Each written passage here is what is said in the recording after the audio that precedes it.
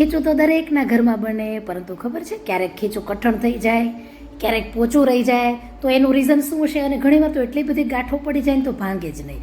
આજે બિલકુલ ગાંઠો નહીં પડે એવી સરસ મજાની તમારી સાથે ટ્રીક તમારી સાથે શેર કરું છું. ચલો જોઈએ રેસીપીને. તો સૌપ્રથમ છે ને પરફેક્ટ માપ જોઈએ ખીચું બનાવવા માટે.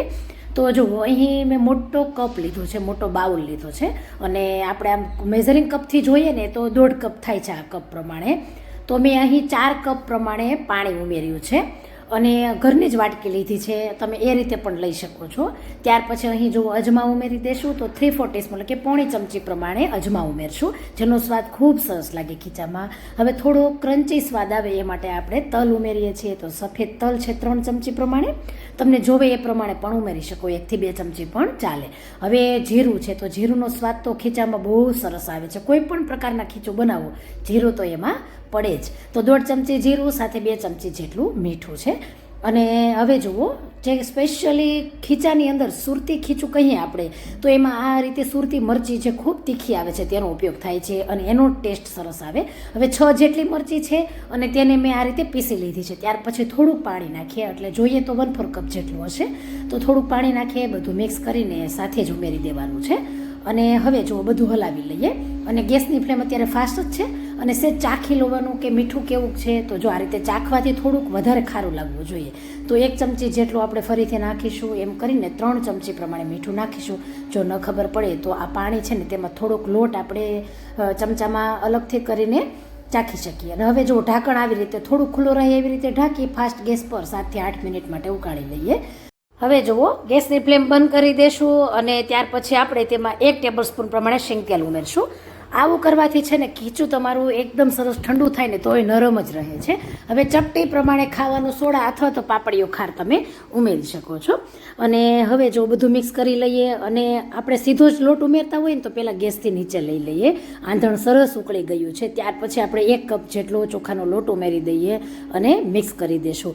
જુઓ, ક્યારેય એક સાથે લોટ નહીં ઉમેરવાનો. આ જ ટિપ્સ ખાસ મહત્ત્વની છે કે પહેલાં થોડોક લોટ ઉમેરી નાખો, અને ત્યાર પછી પહેલાં તો તેને હલાવી લ્યો. આવું કરવાથી ક્યારેય તમારા ખીચામાં પાપડ કરતા હોય તોય ભલે, અને ખાવા માટે સ્પેશિયલી બનાવ્યું હોય તોય ભલે, ક્યારેય ગાંઠા નહીં પડે. આ રીતે મિક્સ કરી દીધું, ત્યાર પછી ફરીથી વધારાનો લોટ ઉમેરો.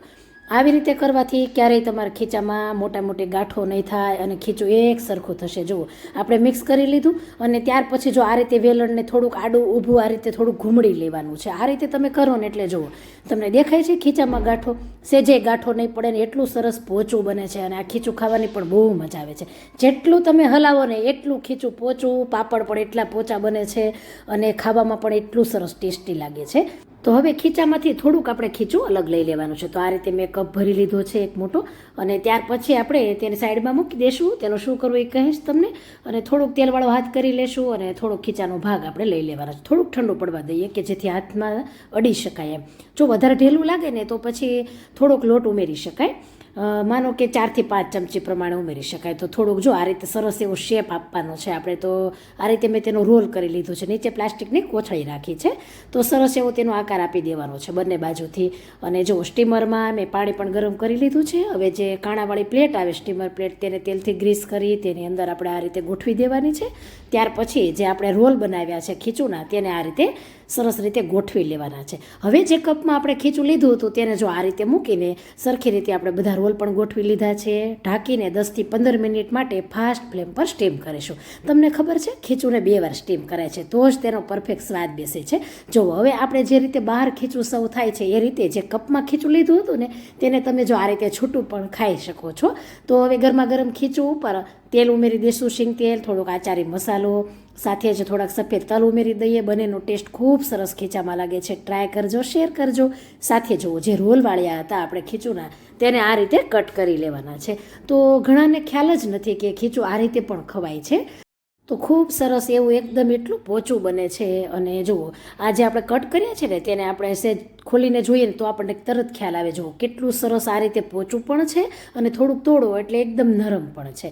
તો આ ખીચું છે ને ખાવામાં એકદમ ઇઝી પડે છે આ રીતે ખાવામાં. અને તૈયાર પણ આપણને જે મળે એ રીતે મેં તમારી સાથે બતાવી, એ રીત પણ તમને જે કોઈ પણ ગમે એ રીતે તમે ખીચું બનાવી શકો છો. ગરમા ગરમ આ ટુકડા કર્યા છે તેની ઉપર આપણે શીંગ તેલ સાથે સફેદ તલ અને થોડોક આચારી મસાલો જે પ્રમાણે આપણને જોવે જોઈએ એ પ્રમાણે છાંટીને ખાવ એટલે એટલી મજા પડે.